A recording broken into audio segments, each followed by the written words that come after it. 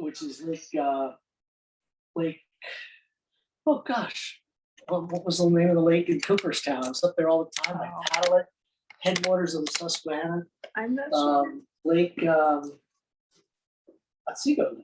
Oswego, I'm sorry. Yeah, Otsego. I'm thinking of Oswego. Yeah. No, that was Otsego. Oswego, how far is Oneonta from Oswego? Oh gosh, Oswego is way out in the northwest It's of a ways. northwest of Right. Syracuse. Ellen went there, and I visited her. That's Wow. Oswego, yeah. Well, It's so big. there's lots of Native American towns start with O. Oneida, Oswego, Oneonta, and a whole bunch of other ones. Did you live there a long time, that part of the state? I was there almost 6 years. Yeah, so we were at the foothills of the Catskills on the western side, just below Cooperstown. And I hop, skipped, and jumped a couple other places over in New York until I came over here. But Brian's originally from Pennsylvania. Somebody was saying. Okay, I was like, okay, wow, you're really good. No, I was talking to somebody, and so and they mentioned it. Yeah, Richard's also spent a lot of time in Pennsylvania. Whereabouts? Northeast, near Port Jervis, New York. Oh yeah, sure. Yep, right above the water gap. About 30 miles north. Yeah, I spent a lot of time in my youth in the water gap. Oh, wow. Fighting the Tux Island Dam. Oh, great. Remember that one? Yeah, I do.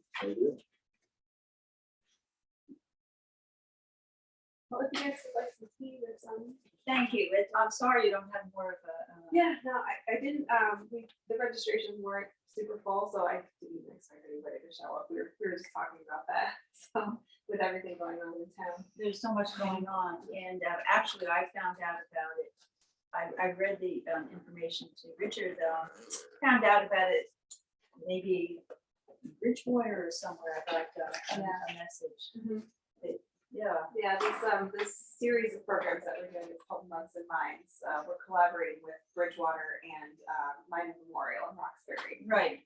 So every couple months, we take turns hosting conversations that are topical to the town and trying to bring people in to talk about it. So with the timing, it was our turn for right around Earth Day. So we figured what a better topic. I also think it's not just that. I think people are just, I was saying to Richard before he came in, because the events across the street or down in the depot were also very, not such great attendance. I think with everything going on in Ukraine and everything, that it comes the weekend and people are just, I can't think.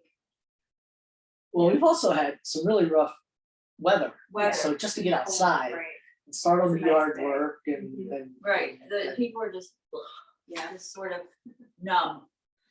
Yes. For whatever, any number of good legitimate reasons, and it looks like you have a nice handout here. This is the book, and you're familiar with the book and author. Well, what book is this from? This from Sam Campiola? Yep. Oh, yeah, I read it in college, or some of it I read in college. Yeah. I used to assign it to my students. I first read this when I was in 7th grade. And it had a profound impact on me. Wow, so that was the impetus. And it was, right after the first Earth Day, way back when it was in the early 70s. That's 50 years ago. Yeah. And Never looked back. it still has, when I started teaching and I taught conservation biology and ecology, I would include actually either the whole book or at least this essay, this land ethic essay. And the fun thing that I would do is rather than just say, okay, we're going to talk about a book, is kind of what I had signed. Probably nobody did. It's called collaborative text. And if you ever teach or if you're ever in a group and you want to talk about a book, have them read it or read the essay or whatever, and then pull a quote or two or a passage out of the book and write it down on an index card, the direct quote. And then you take a second index card and you respond to the quote, however you want to respond to it. You agree, disagree, it pulls up issues. related to current contents, you know, and then you paperclip them together. And then when you're in the group, you throw them all in a pile. And people would grab one, they'd read the quote, they'd read your response, then they would add a response. And then throw it back in the pile, get another one. And so by the end of, 20 minutes, 30 minutes, you've got a good stack of 6, 7, 8 index cards. So you start with the quote, and then everybody gets a chance. Are those your index cards? These are the blanks. And oh, they must have fell out. I had index cards with, I actually had started a couple of them here where I pulled a passage, added my little context to it. And then people could, and then at the end, the cards go back to the original author and they get to finish the story. So you have 3. You have the original, someone else, and back to the original. We got the original, your response, then anybody else who responds to it. And then at the end, you get it, and you get to write the closing chapter. And it's great if you have a large group, or if you have a group where not everybody kind of contributes to the discussion.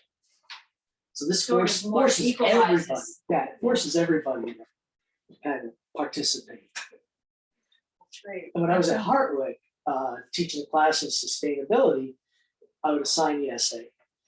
And then the students would go out to our environmental campus where I would put a note on the door, hey, go to meet me at the kayak shed. And I'd put a note in the kayak shed and I'd say, grab a life jacket, paddles, and a kayak and meet me on the island. So when they got out to the island, I had a fire started, I had treats for them, and then it would be a That's totally great. quiet class because we'd all be engrossed in, and it was one of the most fun classes I ever taught because nobody talked. Yeah, that's great. But you had your fire, you had your Yeah, just something being to outside. eat and tea, and then you got into the depth of the writing. And they didn't have to hand those in at the end of the class, Yeah. so they got their own meaning from it. That's what I was going to And try what to was the pull off size of here. what was the size of the group? That class probably had, I think, 12 or 15 in it.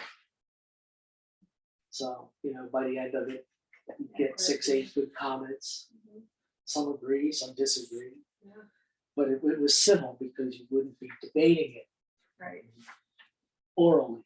Yeah. You'd Just debate it writing your by response. writing your responses. And that's called a collaborative text. Because you're collaborating with whoever, and you're actually writing Typewriting. an essay from it. Interesting.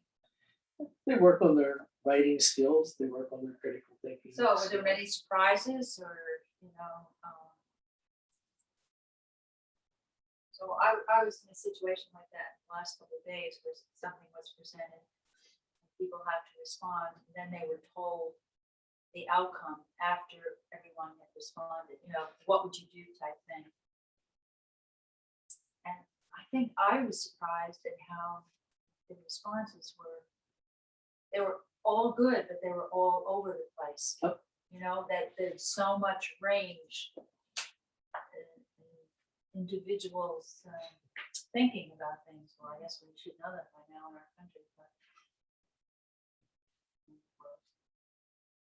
Yeah, I think the surprises were like, gee, I didn't read the quote that way. And Right, I had a didn't see it totally that different way. interpretation. right, But thanks for opening my mind to how you interpreted it. Here's how I interpreted it. right. Yeah. So I'll take issue with the title page, okay?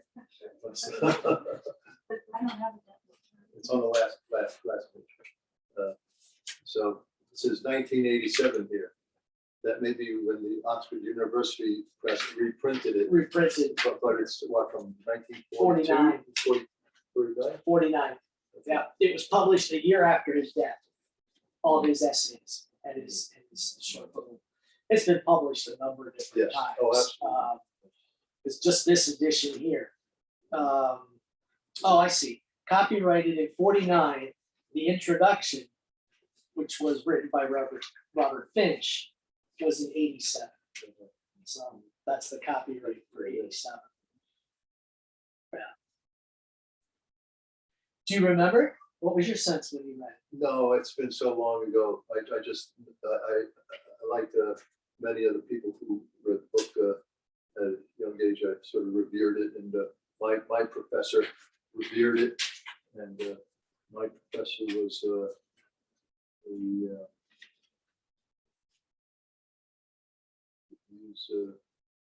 the top geographers. I was a geography major, and he was a cultural geographer. And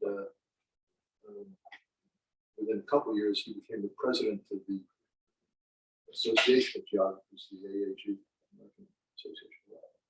And he also wrote the handbook, which was about like this, a handbook, field guide, excuse me. It was titled Field Guide for Geographers. And he wrote that. So in a sense, he was the number one geographer within a handful of top cultural geographers in the country at that time. Yes, I read it. So I'm just scanning like the first five or whatever. It starts with an overview of ethics from Odysseus and the Odyssey to more recent times.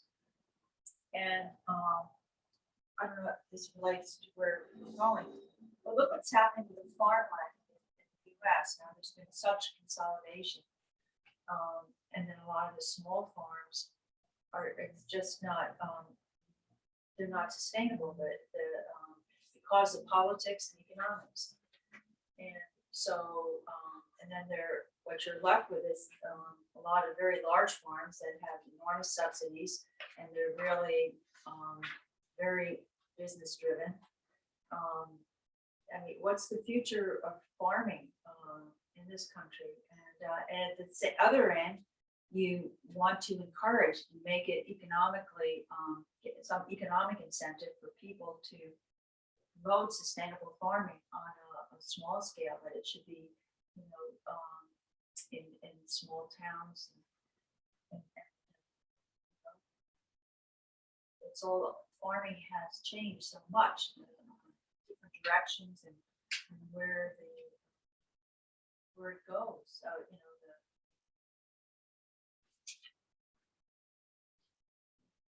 how do you encourage sustainable farming more locally? Yeah, I think Leopold actually had a lot to do with that. He was in many circles, including mine, the father of conservation biology. So he was a very astute and practiced research scientist, but he had the capacity to extend beyond just the science and really incorporate the social dimension, the philosophy, the writing, the economics, you know,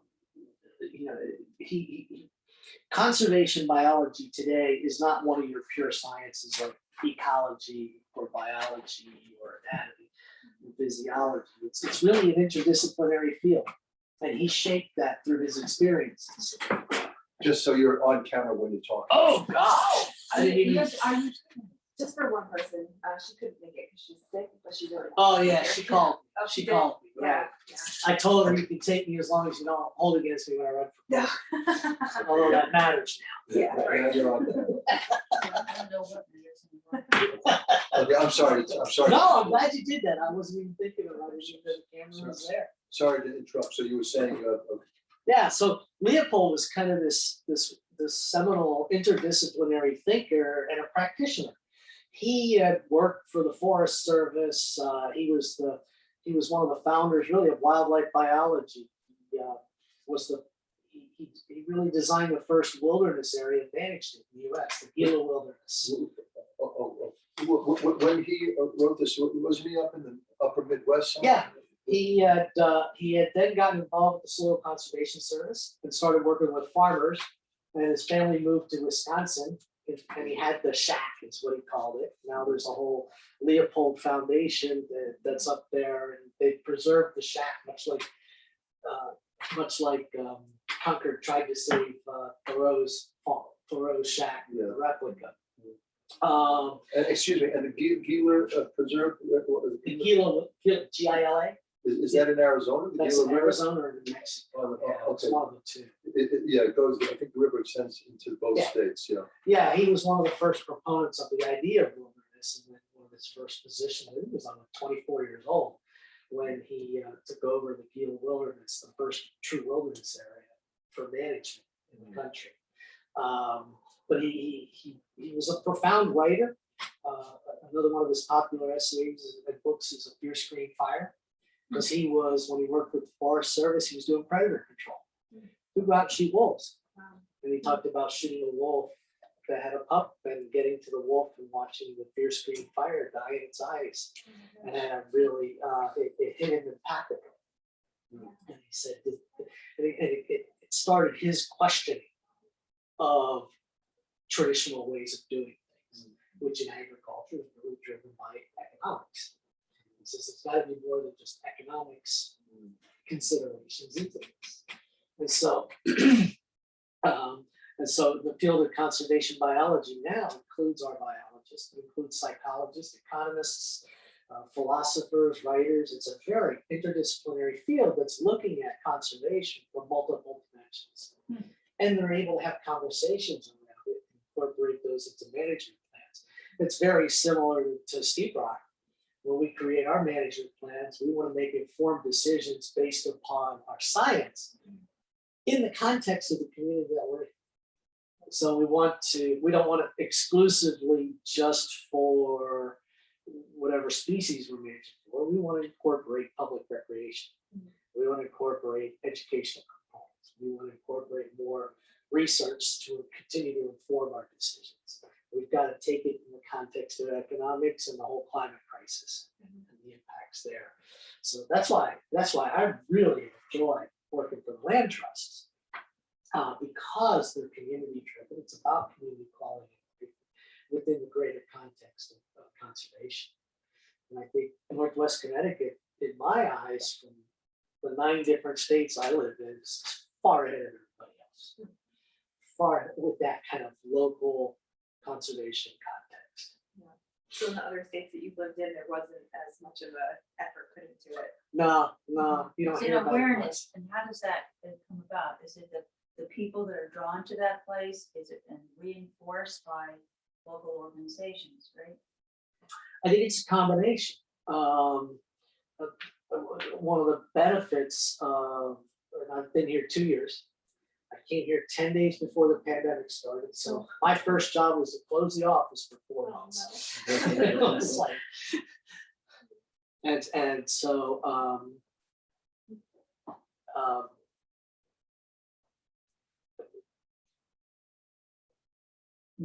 this area of Connecticut has the capacity to focus on conservation.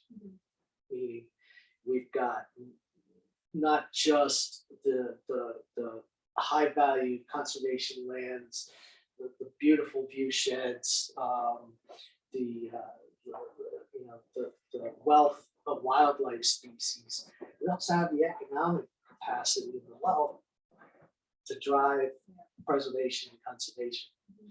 Whereas you don't see that combination in a lot of places. Right. So, I think of Jackson Hole, Wyoming is now a tourist spot, and land is precious there. It is so valuable that it's beyond conservation needs to try to protect it. Instead, it goes into the large landholders.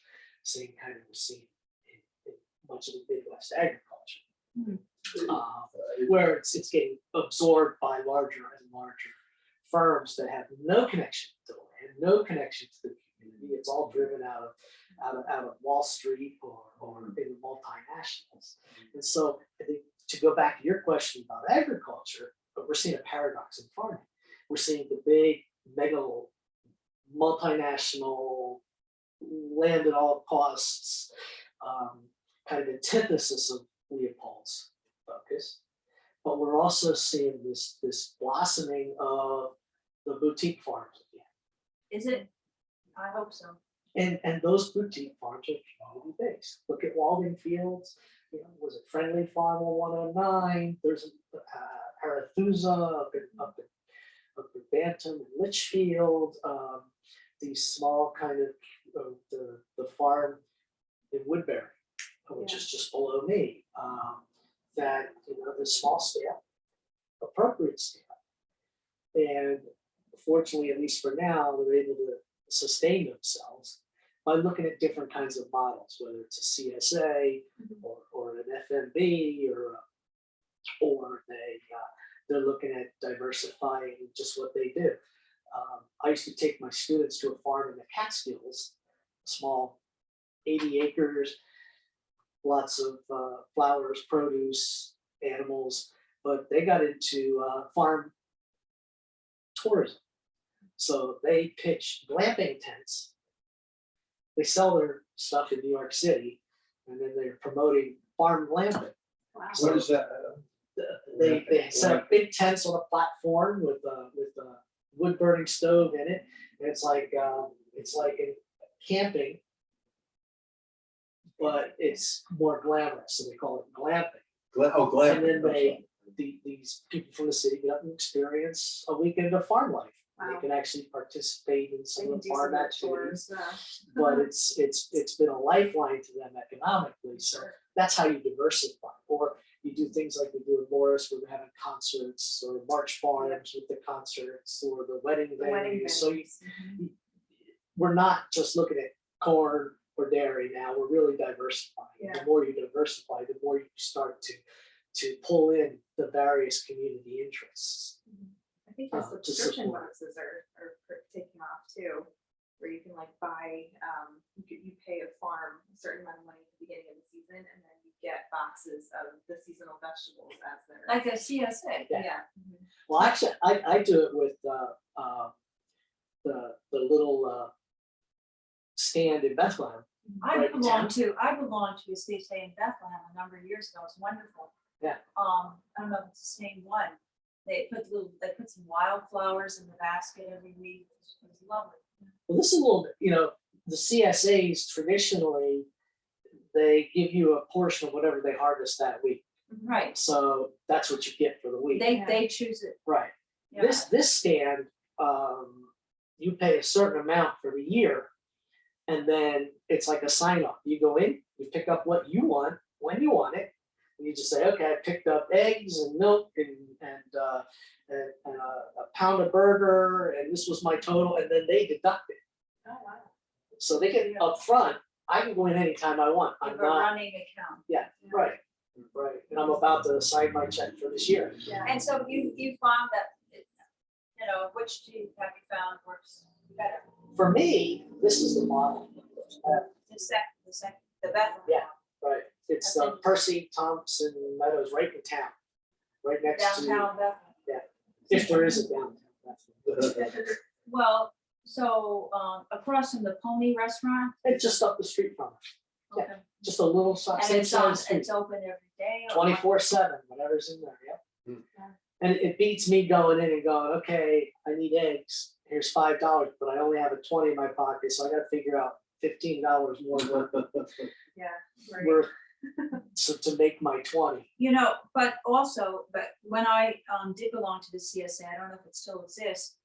I found out about it through New Morning in Woodbury. Mhm. And what I liked about it was that I was exposed to things that I ordinarily never knew, would not know about or ever try. So it opened up my, and maybe I didn't get everything that I would have liked. So yeah, it was a trade-off. Now, I grew up 4 or 5 generations of produce. We were truck farmers. We didn't call them boutique farms back then. We were truck farmers. Wait, what is a truck farmer? We grew flowers, we grew vegetables, we had eggs, chickens, rabbits. We raised Angus, and 2-3 times a week, we would throw everything in the truck and go into market and sell it out of the back of the truck. Where was this? Pretty much like they do it now. We had a little farm stand in town, Which town, where were you living? Easton, Pennsylvania. It is the oldest continuous farmers market in the country. It started in 1752. Wow. I can't tell you how many generations I've had of my family that have sold in the center square of Easton, Where is that in relation to? hour north of Philadelphia. Oh, wow, it's not even, An hour, hour and a half south of Fort Jervis. Yeah. it's not that far from major urban, No, wouldn't it isn't. expect, right? And there was a time where my aunt and one other farm there were only 2 stands in that circle. Now, it's massive, it's Yeah. huge. Oh, wow. They got them coming in from all over. And that's where I see kind of the blossoming of the small farm, sustainable farm, local community oriented, know your farmer, know your food. Yeah. Kind of value system, which is so different than the Midwest. No, the Midwest buying over it, the landscape is horrifying. Yeah. I've also seen that in Europe where, in a place like France, where in northwest France, they still have the traditional stone walls and hedgerows. But in the east, maybe the landscape may be a product of war also. In the east of France, and around Paris, there's vast areas that's just open and continuous field. There's no place for any, and the Midwest is like that too.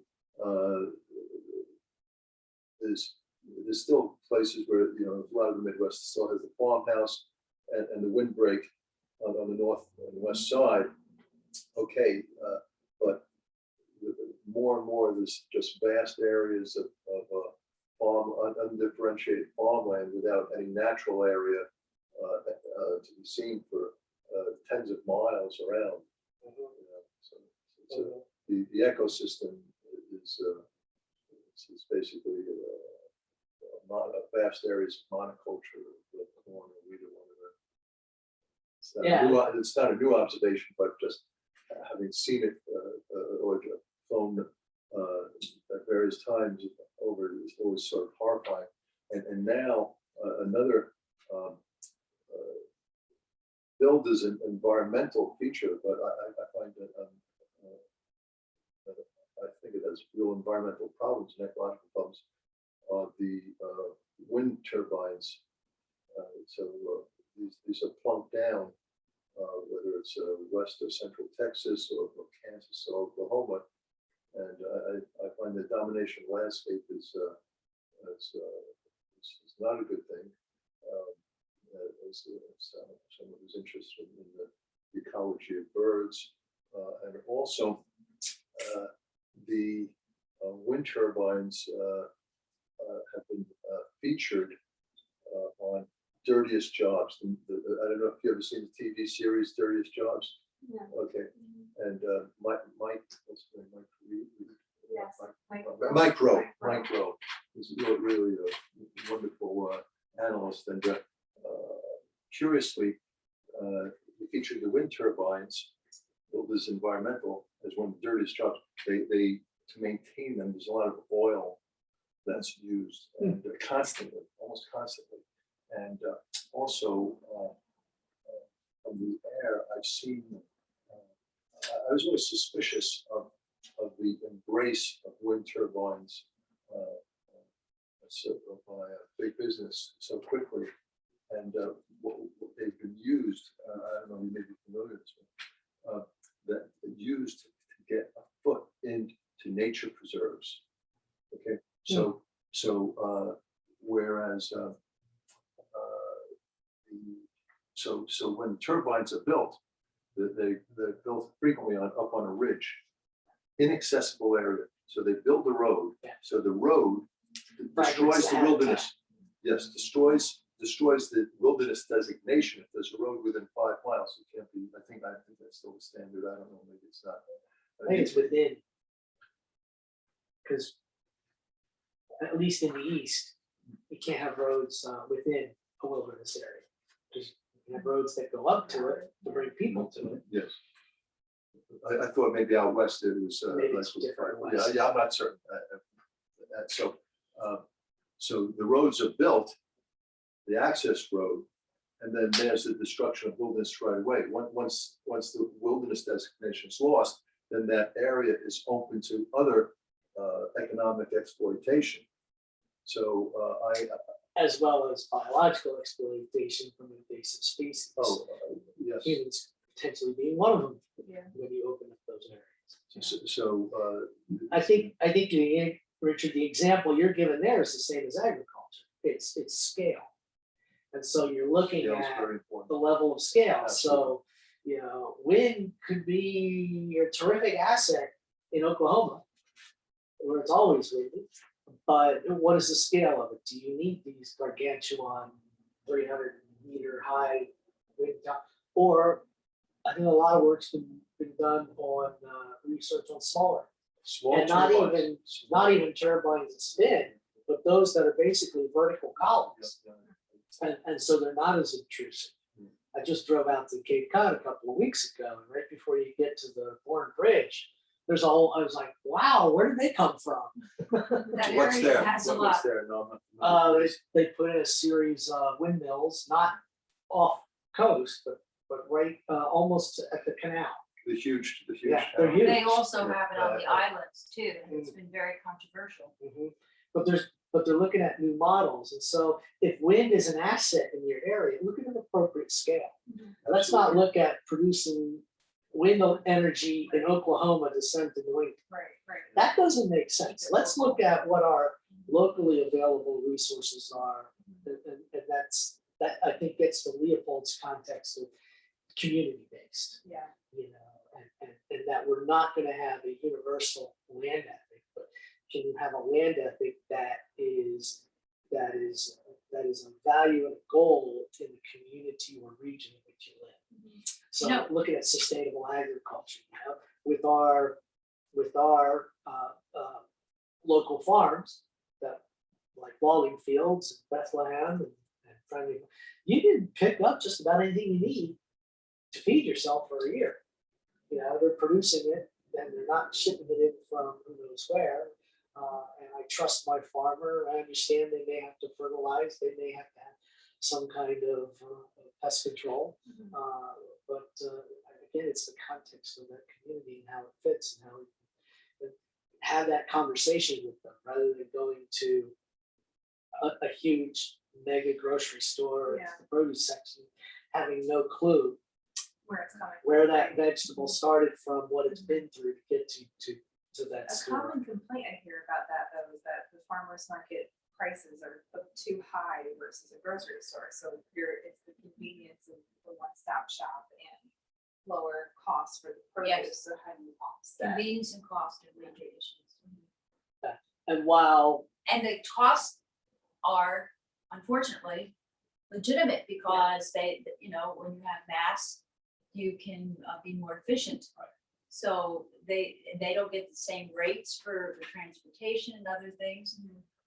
So there, it's not that, you know, the end of the line is, yeah, the reality is they are more expensive, and unfortunately, the costs are often legitimate.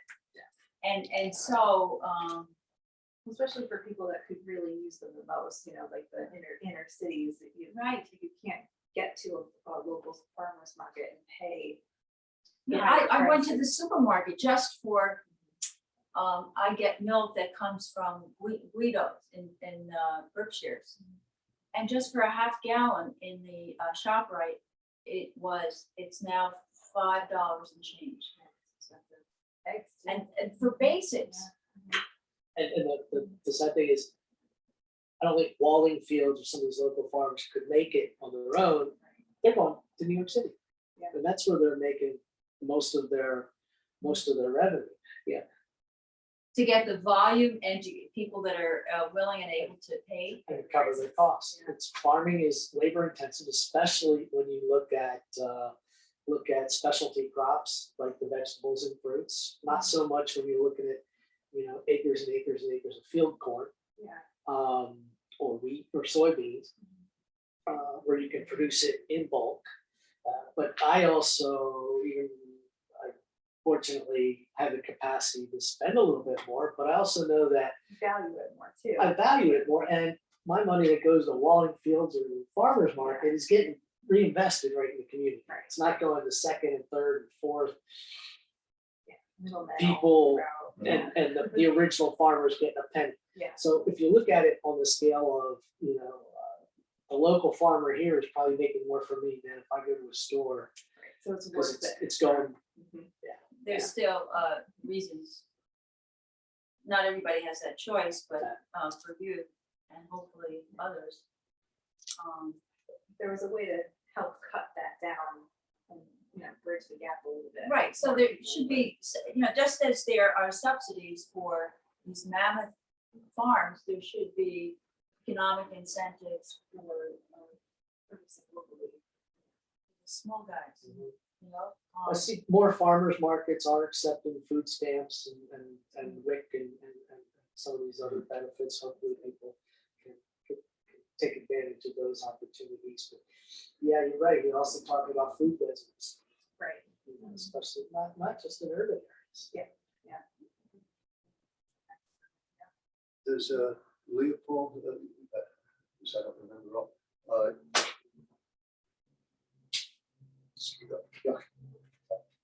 I haven't been bitten by one of those yet. I've had ticks on me and the dog.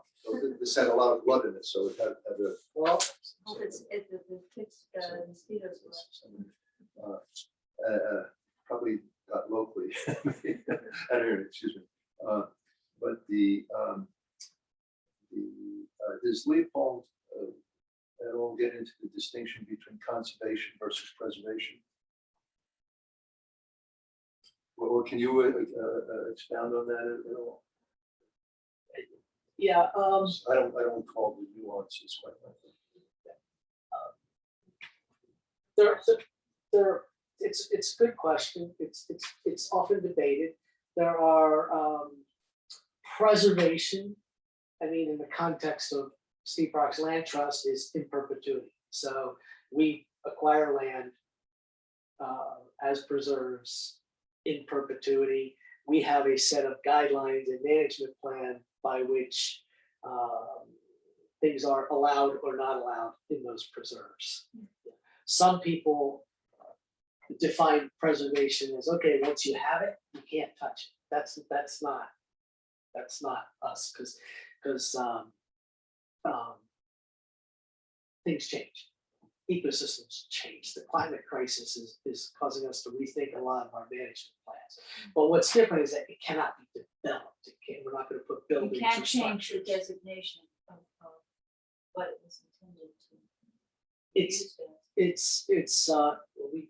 you can do that with a conservation easement. It's much more difficult to do that with preserved lands. That would involve, well, even if we want to change an easement, we've got to get it through the Attorney General's office. So when and I know that you can change it with things like land swaps, mitigation projects. There are alternatives out there. We tend to be more purist in that context. Well, yeah, as an example, we did a land swap with the town of Washington.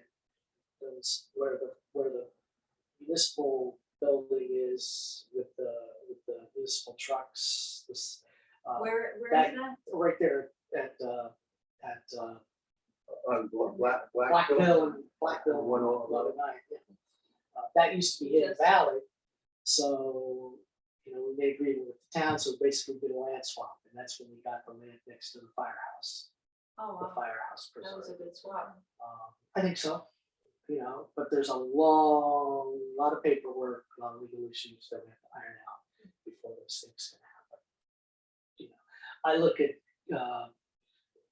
so preservation, I think is, And the way that you decide that is based on the best use of the land?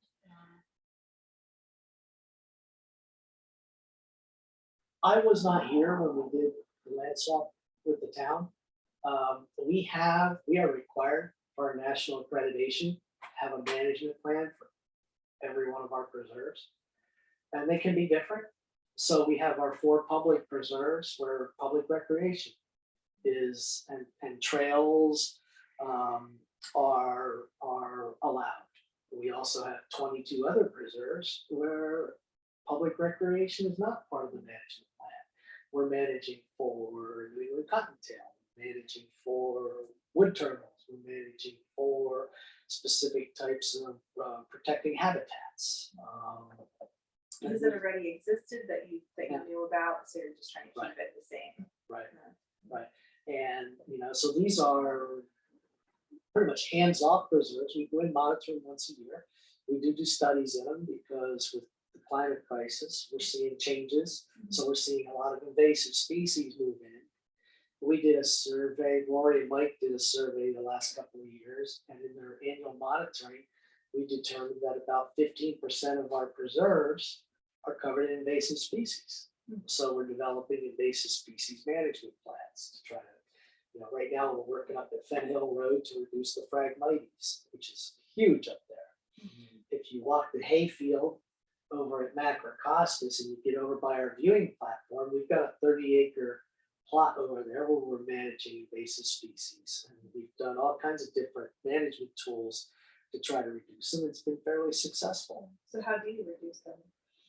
It depends on the species. We've done everything from prescribed burns to some chemical controls to a lot of mechanical hand pulling. Yeah. Mike has his, do you participate in Mike's work parties? Mike, I have a license from Mike to Mike Giamponi, of course. You and I have talked about it. Yes, yes. Yeah. Yes, I have license from Mike to go into the preserves and remove invasives. I do not use chemicals. I generally stay on the trails or the edges of the trails around all the three major preserves, not the new West Mountain Preserve yet, but it's just in at the Steep Rock area. I try to keep the experience. Did a great job at New Valley. Well, I was in there last week. Yeah, we talked about Japanese knotweed, and I think you were part of our barberry control. Yes. And pulling barberry is not fun. With Mike. Yes, Mike led that. So what the Yes. hand pulling, how long does something like that last? Problem is the roots. The roots go deep. They spread by rhizomes with a lot of these species. I used to work when I had the spot in Oneonta where I worked. We had summer help. And if they had some downtime, we called it, okay, zombie control. Go out and kill the zombies, Japanese knotweed, because you cut them off at the base and they just resprout. So we call them zombies, unless you cut them off at the base, and then do a stem chemical treatment into the stem that goes into the roots. The Japanese knotweed can be pulled out by the roots. It's a lot of these invasives. But anything that's left over is just going to resprout. Yeah, but a lot of these invasives can be pulled out fairly easily within the first 3 years. They're coming up within the first 3 years. The barberry and Mike taught us in that particular crew that you just get behind the barberry, whichever way it's leaning, get beyond it, and it can generally within the first 3 years pull it out. And of course, you have a special lever machine to get out the thicker trunk. But the Japanese bittersweet, certain techniques, shake and pull, and cut the bittersweets and then pull. And I think we can make major efforts. But very labor intensive. It is. Unfortunately, we have a great volunteer group. Thank you, I was Richard. gonna say, To if be you part put of that. out a call for Oh, yeah. volunteers, well, if you want to put up a sign at the library anytime, people are always I'll- looking for stuff. We should post our monthly activities. Yeah, Because that includes the work parties, Yeah. each day part, our events, our fun stuff, and also our work. So right in that, in vestibule, you have that nice Yeah, yeah. bulletin board. I mean, that's how I found out about today's the other libraries. Right. The libraries are good, against traffic and maybe people that wouldn't, have sort of an interest over here, but they don't get exposed to it. Right. Or The really normal know how to course get of- involved. Yeah. Yeah, how do I connect? This is a certain window right now before the leaves come out that where one can see recognizing the trunk or the aspect or the profile of the vines or the plants or the herbaceous herbs, maybe the dead form of the herbaceous herb. That's the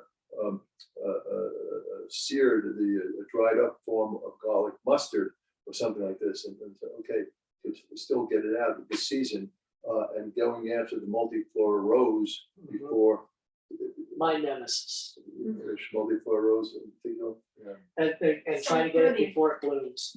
Oh, it's gorgeous. Yeah, oh, it's beautiful. I used to do research on wildflower rose. I still wear the scars. My life. So how could, that something in this area is invasive, but other types of rose are so, No, they're not invasive, yeah. yeah, how the same plant in different, you can go different directions like Different, that. different species. Yeah.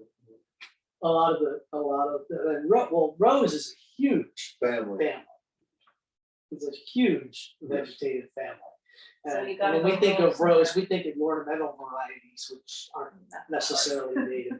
Multiflora rose was actually brought into the Midwest as a natural cattle fencing, because cattle couldn't get through it, so the farmers wouldn't have to put up fencing, Well, for and the that was cattle. quite a long time ago. I And, imagine. what they thought was that this is great, came over from Asia, and it's natural cattle fencing, and it doesn't artificially propagate, but what they didn't know is that the seeds actually have to go through the digestive tract of birds, where an enzyme kicks in the germination.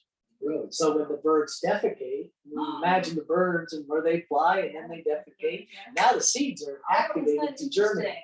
If it doesn't go through that bird's gut, they don't germinate. Did things like that happen with other plants It's as well? interesting, the more we learn about species and how they Help each other. propagate, germinate, just their own biology. And then there's no natural predators over here. So I was actually working on a viral disease of multiflora rose that was transmitted by a small tiny mite. And we were tracking its movement across the Midwest toward the east. And there was also concern about what will this virus do to ornamental roses. So a lot of research was pummeled into that when I was doing it in the late 80s, early 90s. I don't know what the status of it now is because I haven't followed it. Yeah, I mean, anything, bacterial, fungal, they can be they were saying they were finding COVID in the deer. So we all share a lot of the same resources. Part of the trouble with volunteers removing, going after invasives is that one has to be, the volunteer has to be sort of imperturbable and knowledgeable enough to be aware of the hazards, ticks. And I'm dressed in my anti-tick, basically a permanent uniform, light colors, you see them very quickly. Know the ticks, know the bees, encounter beehives, be ready to count the beehives. Thankfully, presumably, we don't have poisonous snakes in this area yet. Hopefully we won't. Hopefully they'll stay on the west side of the Housatonic or the mountains above Kent or whatever. And no one snakes other no snakes and no wasps, etc. as well. And so it's and I think the enthusiasm, like Greg, I think I went out with him on maybe his first invasive removal. It's a bonding amidst the ecology and learning the vast array of plants, not just what's an invasive, but what's saving, what the native plants are there. That one's, here's the invasive, and right here, here's an anemone or some other native plants or flowering or about to flower, and that's why we're pulling this invasive out, because we're saving these lady slippers or whatever. We just completed 3 years of project on the grass over in the First Meadows at Backer Costas. And we also continue to monitor because we want to know about recovery. Are invasives coming back or natives coming back? And we actually found germination of a state listed species that had not been documented in our reserves because we reduced the reedgrass population through this invasive removal. So they're there. They're sitting there in the soil just ready when the conditions are right, but they're getting clogged out by a lot of these invasives. And barberry is just so attractive to ticks. I mean, ticks love barberry habitat. We're full of barberry, unfortunately. What about foraging? Are there different types of things that you could, take somebody through a walk to like pick herbs, shrubs, branches that can be used for edible substances, like was in Steep Rock? We have a policy that you're not supposed to harvest or take anything, but pictures, leave only footprints. It's a leave no trace. It's a land ethic. It's a land ethic and philosophy in our value system. We promote that.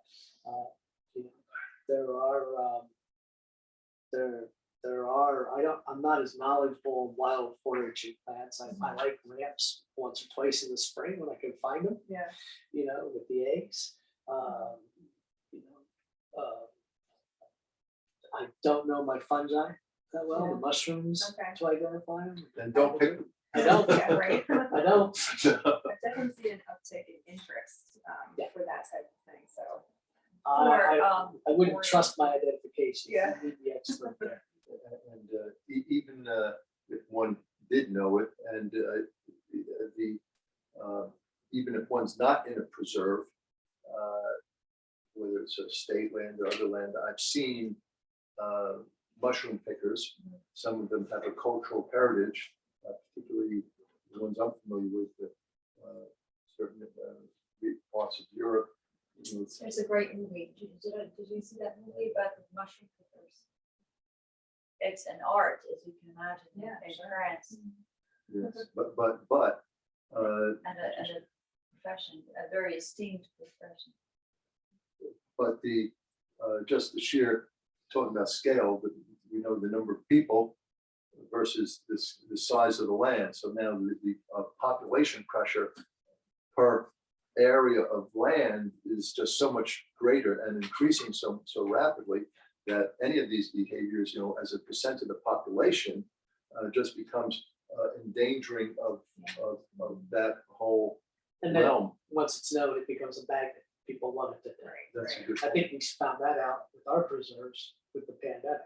All of a sudden, what was a community resource, and now with the internet, we're getting a lot of people in from an hour or two, and it's getting loved to death. So for us, It's a impact. refuge, community refuge. I've met some people in the Hidden Valley. They drove up. So we don't divulge, the species or the locations of anything that are critical or Right. threatened or rare. We just don't want. Yeah. Even the observers coming. That's a very good thing. And that's kind of the conservation that they can as well. Can I tell you where I've seen the lady slippers? Oh, I know where a bunch of lady slippers. I haven't seen them yet this year. I've actually been disappointed this year. I've not seen the wildflowers that all my old friends in the spring that come back. I have not seen the numbers of the diversity I usually see. I'm going to go out today and tomorrow to look some more. And I'm just thinking maybe it's a late spring. That's what we're hearing. I'm starting to see some blood. Usually I see that in early April. Is it all the rain or? Cold weathers, the rain. Yeah, it's been a rough spring.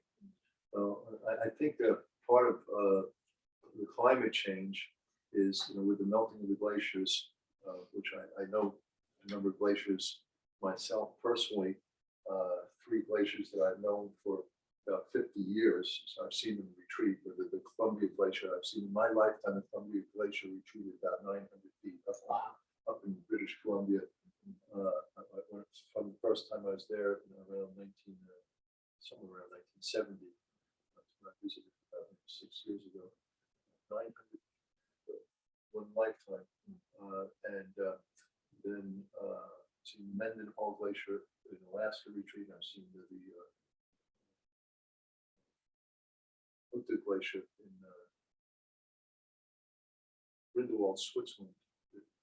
Just enormous retreats. And so that water, the ocean level rise is massive.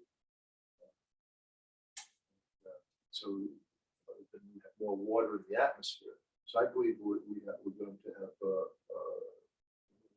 of the normal is more rainy and more wet days. And not just rainy and wet, but more gray days as well. So I don't think we're going to have as much sun. I think that's. What do you think about that? Well, I think global warming is a misnomer. It's not uniform. It's not the same impacts globally. I think it's well beyond climate change. If you look at the natural cycling of matter and carbon and things, it's that human influence has really altered the natural chemical cycle, whether it's carbon, nitrogen, phosphorus, and that while nature is resilient, the amount, the millions of metric tons that we are putting into the environment from the sinks where carbon was stored forever in coal mines way deep under the earth and is now becoming atmospheric. We're opening it back up into the system and flooding the system. And I think we'll see those regional impacts. It could be that New England becomes cooler and more overcast days and has a lot more rain. The Southwest in Africa, we're going to see hotter temperatures and fires, and we're going to see less rainfall. I read an interesting piece a week or two ago where they're looking at the ice in Iceland and in Greenland. And as the ice melts, ice is heavy. So all of a sudden, not only are the glaciers melting and putting water into the system, the land's rising.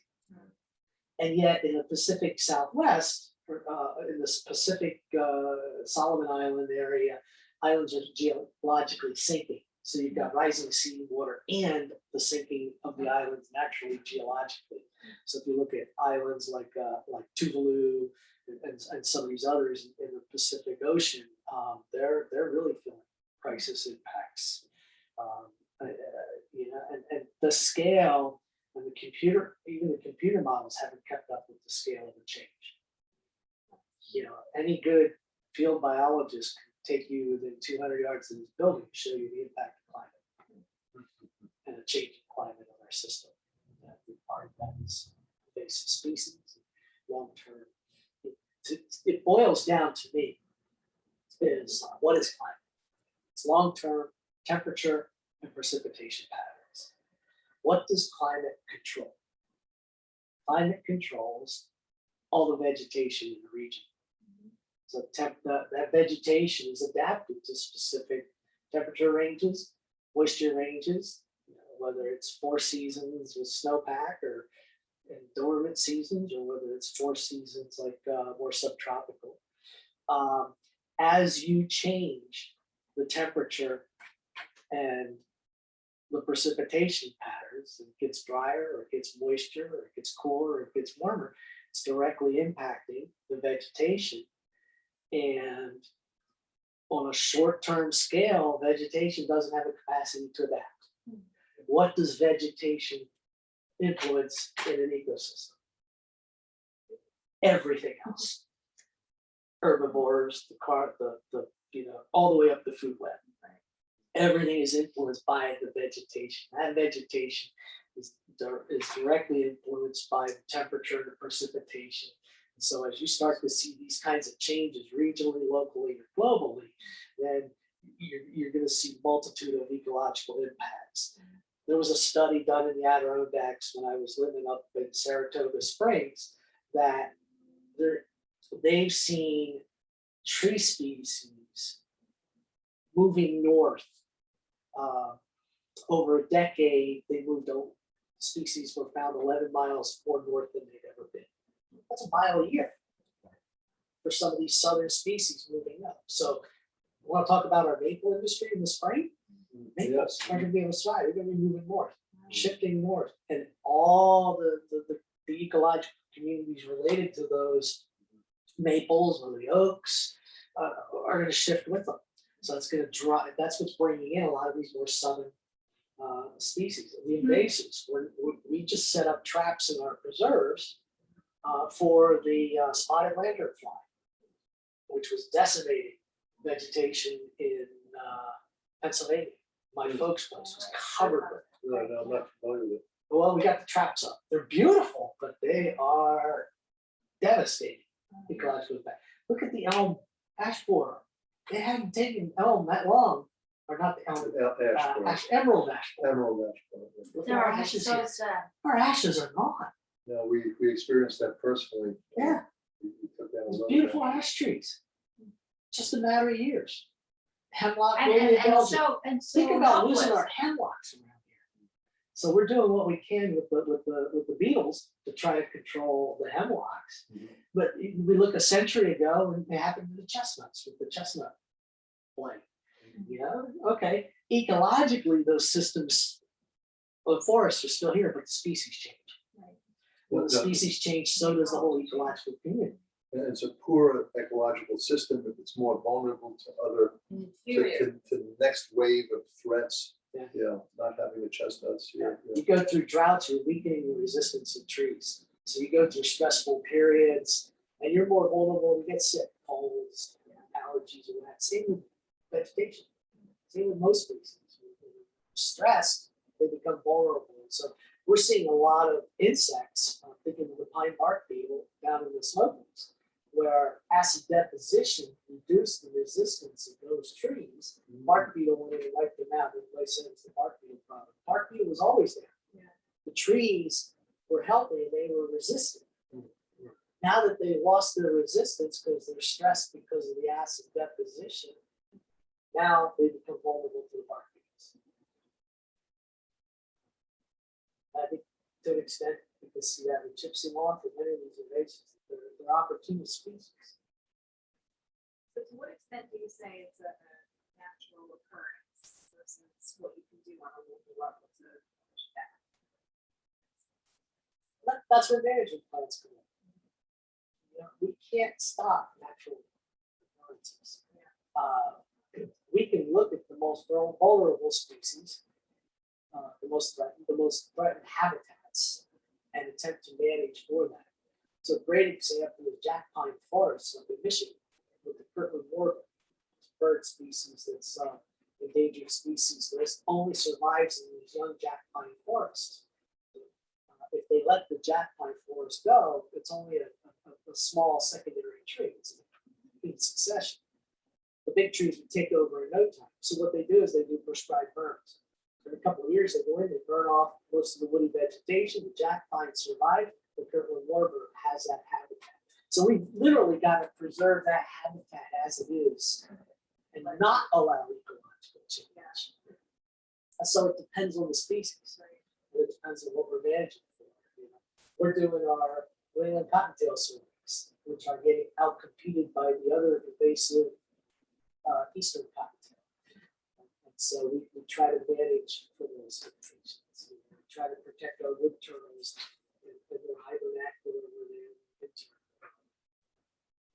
Try to maintain those habitats. One of the things it's erratic. We love our forest. The more forest we have, we lose that early successional habitat.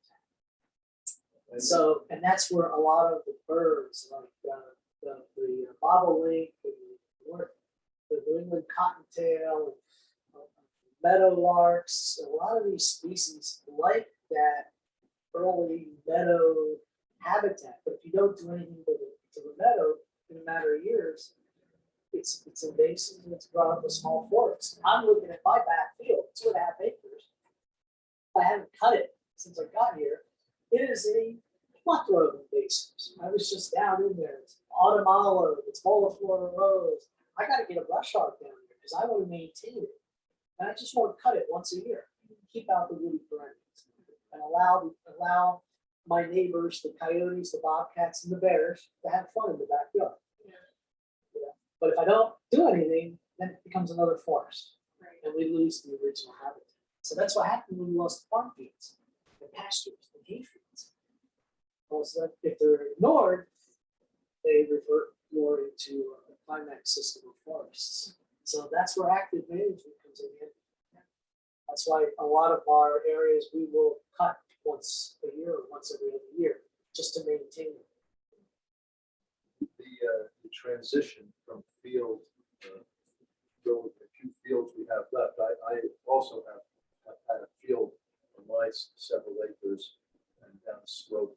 And we had it found, my neighbor and myself, we have a continuous backup system.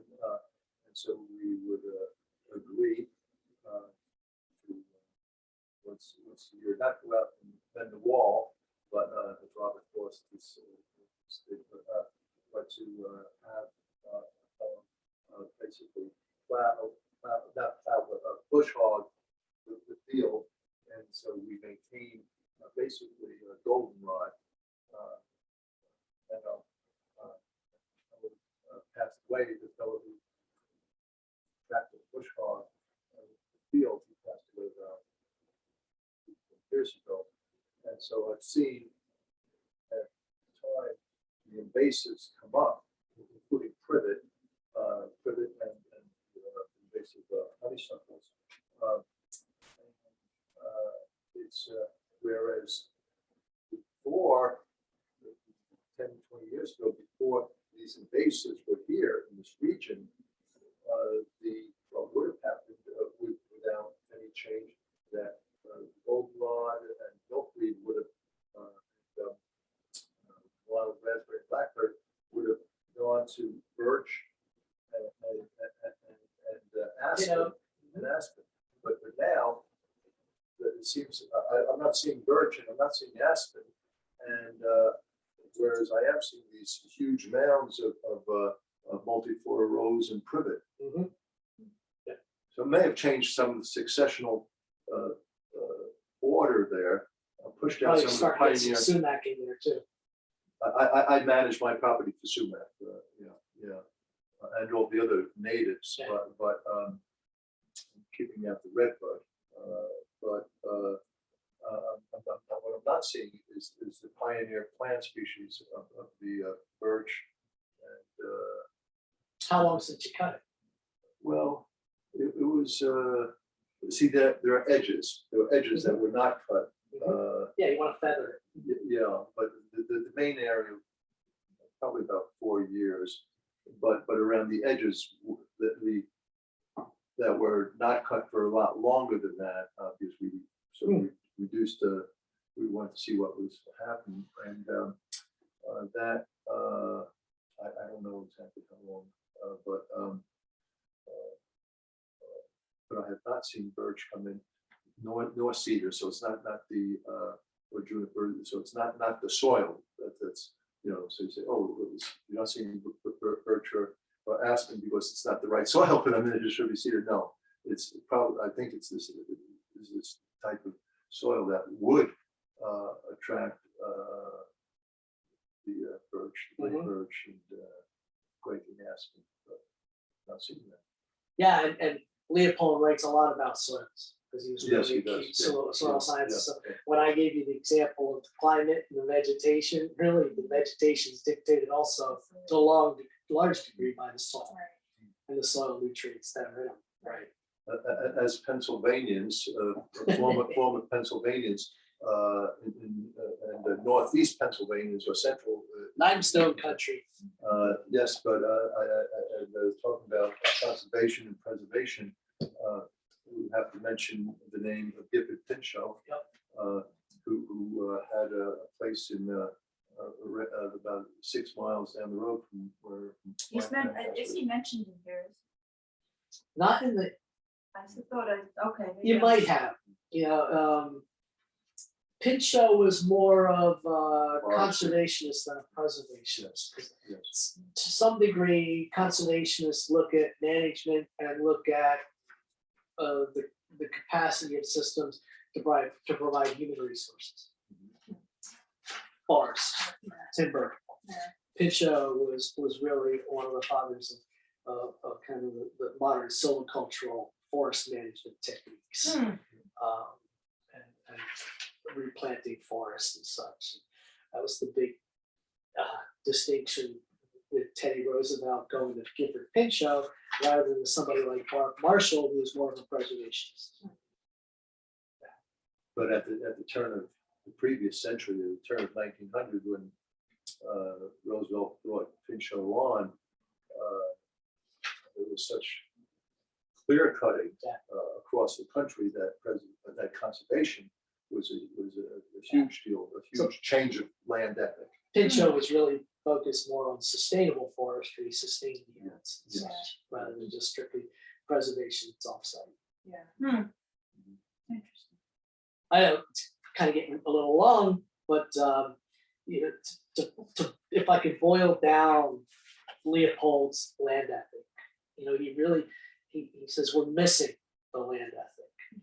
We have ethical values around people, and he uses the Mosaic dialogue, the 10 Commandments. And he says human values and human ethics built around right or wrong. So, you know, the Mosaic Decalogue, thou shalt not X, Y, Z. When we extend that to the community scale, you know, it's the golden rule. Don't do unto others as you would. So it's about, but there's really distinctions between what's right and wrong. He says you can't really do that with land. And so it's really up to the community to shape how they value that land and extend that type of value and that set of value to how they want to manage it, what they want their quality of life to be. We use that kind of philosophy and values at Steve Brock. We will, as long as I'm there. You know, that is really, we try to get the community input, we try to manage and kind of combine, you know, how we inform our decisions based upon our data, which a lot of our volunteers are collecting for us because we're so few staff, we can't get out there all the time. With what the needs are, as far as public recreation activities programs, with also the rapidly changing climate. So we kind of take this multidisciplinary approach to how we manage land, and we want it to be consistent with the values and the quality of life of the communities that we're in. And I think we're doing a really good job of it. I think we were doing a really good job of it before I got here, which makes it easy because I have to change that system. I just build upon it. But and that's where he's saying, he says we don't have that kind of ethic with land. Instead, we view land as property, as ownership, as strictly utilitarian economic terms. And that's why he starts the essay out talking about Odysseus and the slave girls and property. And we have to get away from that kind of property mindset. And I think we're doing a really good job locally here in Connecticut. I'm really disappointed if we start to look at the state, national, and global level. Yeah. I think we're going the wrong direction. So Putin has the wrong idea. Well, I don't think it's just you wrong. Because, well, I turn on the news, what do I hear? It's my right. It's my freedom. It's individualism. Well, with rights come responsibilities. With freedom comes obligations. Well, it's And- freedom until it impinges on someone or something else. And it's kind of dictated by the land that you live in, the ecosystem that you're working. Right, but I just all of a sudden it's I don't know, we're in the era of me. Yeah. It's all about me, I've been hearing that for quite a while now. and it's getting worse. It's getting old. It's getting old. It's getting worse. It's not about me. Yeah, it is But getting and if worse. I have there are any some concern, people that, if I have any concern, if I mention anything that's not specifically about me, then I'm the brand of the socialist. I'll wear it. Well, I think that the sociologists tell us regularly that the percent of the population that's urban is just increasing and increasing and increasing.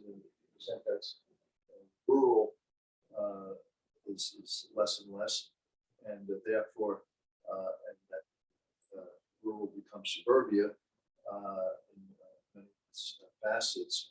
So fewer people are growing up with the rural experience. It's not just rural, it's Richard Lou's book, Nature Deficit Disorder. You know, Oh, it's I haven't read that. With, Would you recommend it? yeah, I read it. Nature, it was No Child Left Outside or something. Last Child in the Woods. Last Child in the Woods, thank you. And it's just that I grew up on a farm, I was outside all the time. That was my formative years. And kids today don't have it. Parents don't let them outside because they think they're gonna get kidnapped. Yeah. Or, And you- who and knows they what need to, else. it's And now- some entertainment every and now minute. this becomes the entertainment. And so we kind of lose that. And Leopold's whole point about your values and ethics come from what you experience. He's a very eloquent about that. You will not love something that you cannot directly experience, taste, Oh, touch, Thoreau feel, and all smell. those guys. You know, Right. aren't we? Right. And so as we lose those experiences and we are creating these separations, 6 separations away from nature, how do you get people to engage in? Well, unfortunately, everything today is very deliberate. There's not spontaneity of experience. So, you know, you just don't do it because, oh, it's a beautiful, the intrinsic experience that, oh, it's beautiful or so-and-so. Oh, I have to satisfy this requirement. I need this type of experience. So yeah, I'll sign up for that. You know, it's everything, it's. You are in the midst of that experience. What do? You grab your phone to video it. So rather than absorbing the experience, you're looking at it through your phone, so you want to look at it later. Yeah. Huh? That's true, yeah. Separation. Yeah. Separation. That's why you do And immersion. a loss of the naturalness of everything. You know, Mhm. it's more formulaic and anyway, Sometimes So- showmanship, about showmanship. performance and showmanship, absolutely. So I don't know, maybe you know, Richard says that the rural population, I've read some articles that say that both extremes, rural and urban, are drifting middle to suburban, you know, and part of that is, you know, cause of a variety of circumstances, economic as well as, you know, cities are less affordable. And also COVID, you know, that this is where maybe you get better cell service, you know, in a place that's more densely populated.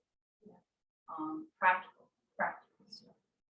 So, I mean, I just read on a different subject, they were talking about the categories of how we satisfy people's lives today. And they said currently 50% of population lives in suburbs, 25% in cities, or maybe it's the reverse. Anyway, and 25% in rural. All to say that 75% of the population is transportation dependent. Mhm. So look at a town like Washington that, you know, sort of skews a little on the older side, or rural towns like it, where people with families have been there a long time. I mean, that's a whole other thing, not the area, sorry. But just, you know, we were talking about different categories of life. And the irony is that urban areas and suburban areas are becoming more sensitive to the environment. Where I think, you know, historically they were less so, even though there are pockets. Because they're trying to create that, because they recognize the importance and they want to. And the lack of it, yeah, like urban farming is becoming big, Right. big thing. Urban abandoned warehouses and stuff like that. Yeah. I mean, not enough maybe to offset some of this, but it's a start. And better planning. Yeah. To actually look at suburban or urban parks. Central Park, a great example of that. Yeah. What's that? The importance of Park. urban and suburban parkland Yeah. as respites for people to get away from. It's Yes, getting so right. crowded now too. Right. As you described, what saved people during COVID and all this, you know, isolation and just the enormity of this whole event was refuge in places like Yeah, the parks. places to go was outside. Yeah. Mhm. which on the one hand is a good thing, because you get more people involved and paying attention. And that experience lingers. Wow, you know, that's what brought me here, and I'm not going to put that aside so quickly. I imagine that does come in conflict with the kind of work that Steve Rock does, though, a little bit. We were glad Yeah. people could find our preserves and get outside and exercise and unwind and try to relax. And we thought we'd promote it. We didn't have to. No, It was yeah. all over the web by Yeah, these really was. external sources. Social media. I mean. Yeah, Connecticut Hikers Facebook page. I Yeah. couldn't. I got on it because I was like, oh, is this where they're coming from? And all of a sudden, All over. Steve Rock was in there every day. Oh, go to Steve Rock. You know, I'm like, oh, please. I have had more people in the last 2 years say, "Oh, you work in Washington? That's where Steve Rock is." I'm like, yeah. Yeah, it's interesting. Right. Well, and it was magnified by the fact that the state parks closed down. Right. So, Which was crazy. so Looking for the. it wasn't just us, it was all the land trusts. Mhm, We were all talking about, how do we deal with this? Yeah. We had to close our office. Some of them, you know, the staff were, So why were would they temporary. close and land trust could stay open? You're not regulated by the state? no, we're not at all, you know, unless we have state monies and then we have our management plan with the state. And they're doing it as a liability? But we also don't have restrooms and toilets and Right. It's snack not that shops way. Yeah. and security guards and campgrounds. So we have no infrastructure like the state does. Mhm. It's more. Good point. more- Makes it even worse to a degree, because our small little parking lots are all of a sudden, we got a Filled mile with of cars cars, parked on 47 to get into Hidden Valley. Yeah. People are upset because they can't get in and Yeah. And Steve, tensions rise. and Steve, But as soon as they get in the preserves, they relax because they don't see people anymore. Right. but I saw some people directing traffic at Hidden Valley. We had, it got so bad and we're concerned about traffic on 47 that Jimmy and I were both new in our positions at that time. Was that you directing traffic or who? No, Jimmy had his highway crew out there helping us kind of monitor. Jimmy, who was that? Brent, first- Jim, Jim, yes, Jim, sorry. yeah. yeah, Jim and I work so close, we're now on first name buddy basis. But nah, we were grateful for the help the town gave us. I felt bad because all these people are coming to Washington and all our shops and boutiques were closed, so I thought what a great boon economically, but the reality was, except for gas stations maybe, Yeah. it was Did you, hard. did you notice any negative impact of all the people coming in? We saw a lot of stress on our trails. Yeah. To the point where we have like a 5-year plan for projects. Some of those plans that were 2 and 3 years out, we had so much pressure, we had to expedite. Think of Yeah, the 3 fact years. it cost us with the boardwalk, with the stairs at the Adams Bridge.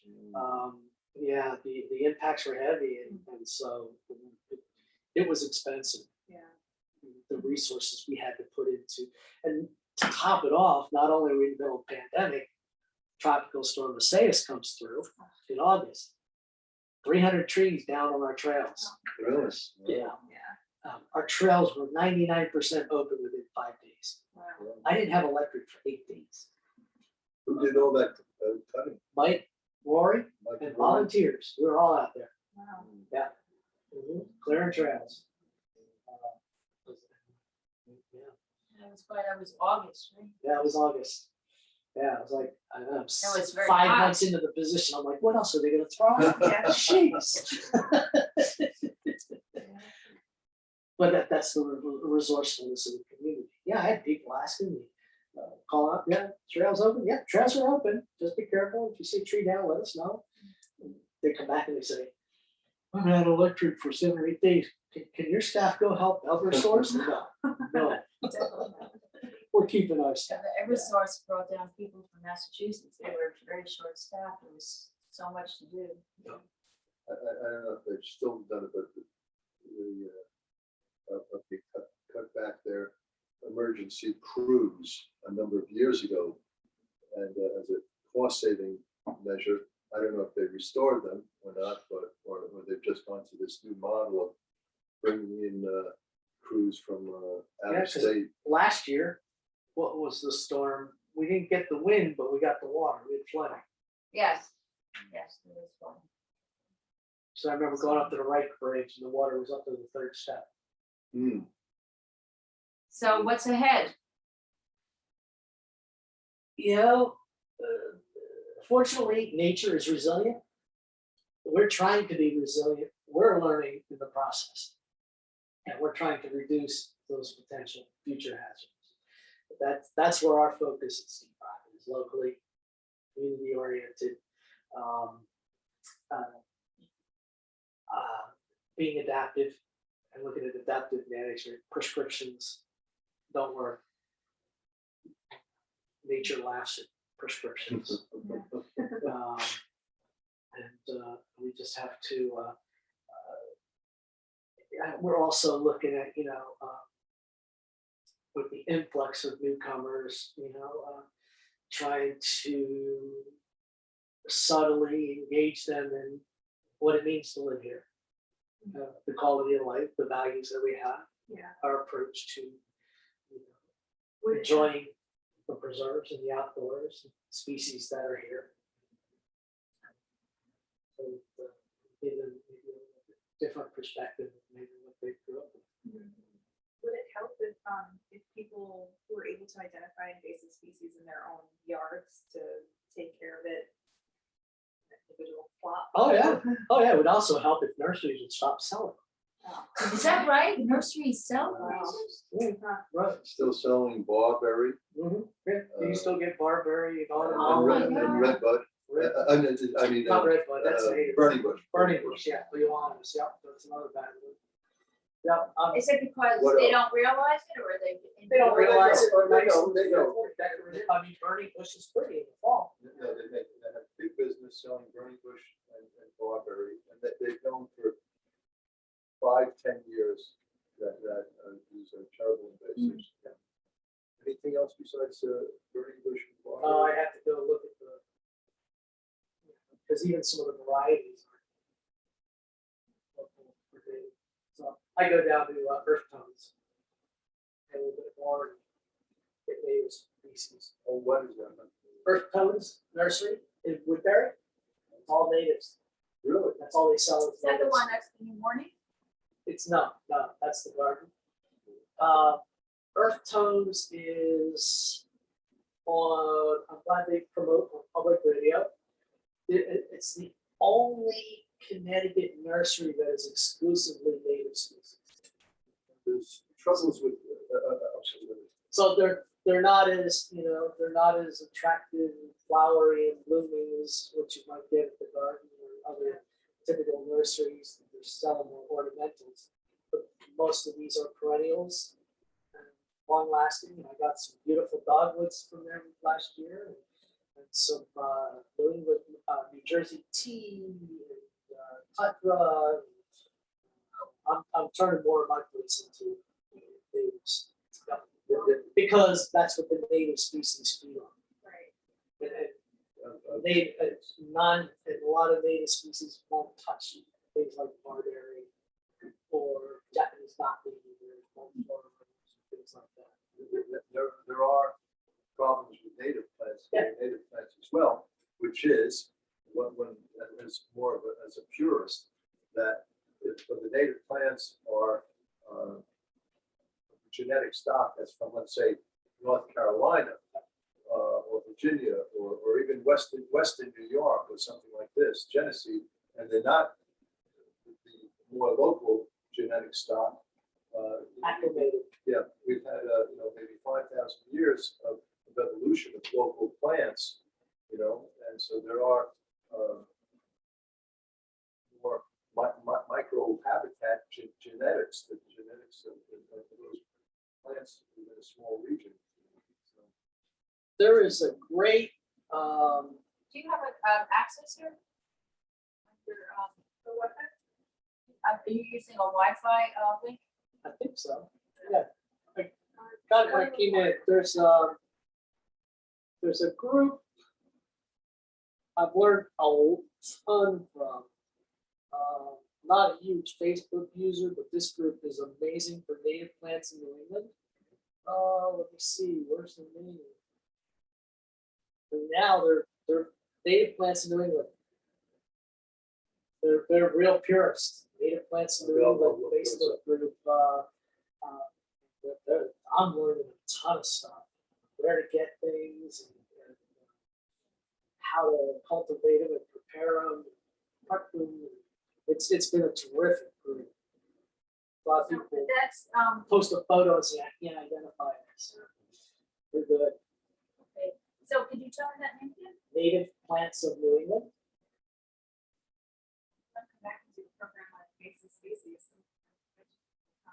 Well, and we just created, Mike and Rory created an invasive species management plan for us for every preserve. We're putting together invasive teams. We're going to have invasive species training workshop in June. Oh, come talk about it. They just did a dog and pony show for Planters Nature Center. Come talk about it. Yeah. We want to promote it. We want to really engage homeowners so they can recognize the species that may be on their properties, and how they're impacted. Because one of our struggles, we can go and manage and control. We're seeing this with the Phragmites up on 109. We got a major 3-year project to control the Phragmites on our property. Across the street, we don't own it. We can't do anything. Yeah. So, You want to build awareness. yes, right, Yeah. build awareness Well, about that. she was pretty open, so. So you're with the library? Yes, program coordinator. So you're doing what Jean was doing? No, she was the executive director. That position's been filled by a woman named Audra. Yep. And I'm the program coordinator that put on like the programs like today, the weekly lectures, things like that, with discussions. And your name again? Sorry. That's Jessica. Zachary. I've met Audra. She's nice. She's Yeah. wonderful. I didn't really get to know Jean. But Yeah, no, she left when I was right, still exactly, yeah. there. Audra's COVID great. shut everything down. Yeah, What is Jean doing now? she's retired, so Right. she's just being Hanging a out. family and Having yeah, fun. getting used to a new lifestyle. Yeah, Who's the best? that's Mary. That supports that. Right, well, thank you very much. Thanks for showing me out. I enjoyed Yes. the conversation. Very nice. Great. Thank you. Good to see you again, Richard. Yeah.